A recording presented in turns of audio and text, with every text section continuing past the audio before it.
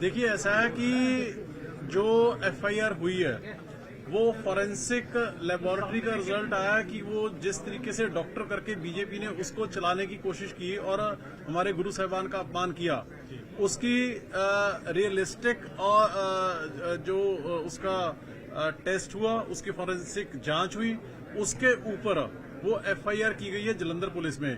अब दिल्ली विधानसभा किसको बुलाती है किसको नहीं बुलाती है उनकी मर्जी है। सवाल ये है कि क्या बीजेपी इतनी डेस्परेट हो गई है कि वो एक बात को डिस्टॉर्ट करके उसका झूठ, सच का झूठ बना के उसको फैब्रिकेट करके वो भी गुरु साहिबान के नाम के ऊपर अगर वो चलाएंगे तो उसका सबसे ज्यादा अगर बेअदबी होती है कहीं के सेंटीमेंट की, वो कहाँ की होती है?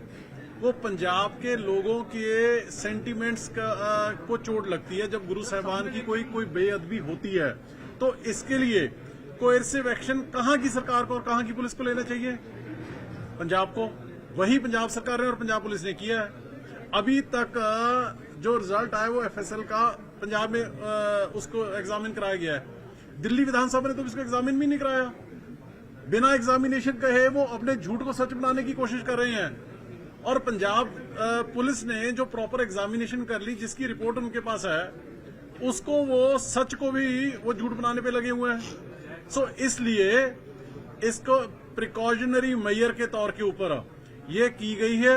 और कोई भी, let me be very very clear, चाहे वो कोई बीजेपी का नेता है, चाहे वो कोई कांग्रेस का या अकाली दल का नेता, या चाहे कल को मैं भी हूं, अगर कोई भी हमारे धार्मिक सेंटीमेंट्स के साथ खिलवाड़ करने की कोशिश करेगा अपनी होच्छी और हल्की राजनीति के लिए, वो किसी को भी एक्सेप्टेबल पंजाब में नहीं होगा। विजेंद्र कह रहे हैं विशेषाधिकार हनन का मामला है ये, और विशेषाधिकार हनन के मामले के तहत सारों को बुलाया जाएगा यहाँ, और वो जांच करवा रहे थे। विपक्ष ने उनसे मांग की थी तो वो उनकी जांच चल रही है दिल्ली में, उससे पहले वहाँ जांच करवा करके और इस तरह के बहस। दिल्ली के 70 एमएलए की विधानसभा को, या मे बी उनके जो 40-42 एमएलए हैं, 45 जो हैं, उनके जो विशेषाधिकार का हनन ज्यादा जरूरी है, या 3 करोड़ लोगों की धार्मिक भावनाएं को ठेस ना पहुंचे, क्या ज्यादा जरूरी है जी?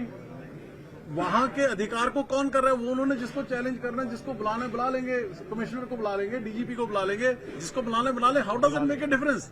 पर सवाल ये है कि उन्होंने इस चीज को तोड़ मरोड़ के क्यों पेश किया? अगर आप ये कहना चाहेगा मेरा कोई भी मीडिया का साथी कि जी दिल्ली के 40, 42, 45 एमएलए उसका विशेषाधिकार पंजाब के 3 करोड़ लोगों की भावनाओं से ज्यादा इंपॉर्टेंट है, तो मैं आई एम सॉरी टू से आई डिफर फ्रॉम यू, मैं आपसे सहमत नहीं होऊंगा। पंजाब और पंजाब के गुरु साहिबान जिनके बारे में उन्होंने डिस्टॉर्शन की, उनके खुद के प्रधान होम मिनिस्टर थोड़े दिन पहले के बोल के गए हैं कि जी अगर गुरु तेग बहादुर साहब ना होते तो देश ना होता, हिंदू ना होते, मुल्क ना होते, स्टेट्स ना होती। और अब 4 दिन में उनके सारी की सारी आतिशी जी की कही हुई बात को वो उल्टा अपने सियासी मतलब के लिए झूठ फैला रहे हैं। तो ऐसे विशेषाधिकार के लिए वो चाहे 10 बारी बुला ले जी, कोई दिक्कत नहीं है। Aman ji, one question that अब बीजेपी ने एक और ट्वीट किया है, दे हैव सेड कि जो आपने युद्ध नशा विरुद्ध सेकंड कैंपेन लॉन्च किया है, उसके पैम्फलेट्स के ऊपर जो है, जो ग्रंथी हैं उनको जो उसके जो पैम्फलेट्स हैं युद्ध नशा विरुद्ध की कैंपेन, उसके जो पैम्फलेट्स हैं उसके ऊपर ग्रंथी जो हैं उनको एज ए कार्टून पेश किया गया। किसको पेश किया? ग्रंथी साहब। और जो ग्रंथ साहब है उसको एक नॉर्मल बुक दिखाया गया है जो आम आदमी पार्टी का कैंपेन लॉन्च हुआ। कार्टून बना के आप दिखाइए, कहाँ पे है आपके पास? उन्होंने, मैंने तो देखा नहीं है। युद्ध नशे विरोध की कैंपेन के ऊपर वो कार्टून क्या है ये? ग्रंथी साहब कह रहे कि कार्टून डिपिक्ट किए गए। कौन? बीजेपी कह रही है ये साडे हैंडल ते है जी? नहीं, बीजेपी वाले आने हैंडल तो नहीं है जी, पैम्फलेट है। ਤੁਹਾਡੇ ਕੋਲ ਪੈਂਫਲੇਟ ਹੈ ਜੀ? ਯਾਰ ਇਹ ਤਾਂ 5 ਮਿੰਟਾਂ ਦੇ ਵਿੱਚ ਕੋਈ ਵੀ ਬਣਾ ਦੂਗਾ। ਸਵਾਲ ਇਹ ਹੈ ਵੀ ਜਿਹੜੇ ਲੋਕ ਇਸ ਹੱਦ ਤੱਕ ਉਤਰੇ ਹੋਏ ਨੇ ਕਿ ਇੱਕ ਲੀਡਰ ਆਫ ਆਪੋਜੀਸ਼ਨ ਦੀ ਕਹੀ ਹੋਈ ਗੱਲ ਨੂੰ 100% ਚੇਂਜ ਕਰਕੇ ਤੇ ਫਿਰ ਫੈਲਾਉਣ ਲੱਗੇ ਹੋਏ ਨੇ ਝੂਠ ਦੀ ਪੰਡ, ਤੇ ਉਹ ਉਹਨਾਂ ਦੀਆਂ ਜਿਹੜੀਆਂ ਚਾਹੇ ਅਕਾਲੀ ਦਲ ਹੈ ਚਾਹੇ ਬੀਜੇਪੀ ਵਾਲੇ ਨੇ, ਤੇ ਚਾਹੇ ਕਾਂਗਰਸ ਵਾਲੇ ਨੇ, ਉਹਨਾਂ ਦੀਆਂ ਮਸ਼ੀਨਾਂ ਨੇ ਜਿਹੜੀਆਂ ਉਹ ਇਸੇ ਕੰਮ ਤੇ ਲੱਗੀ ਹੋਈਆਂ ਨੇ।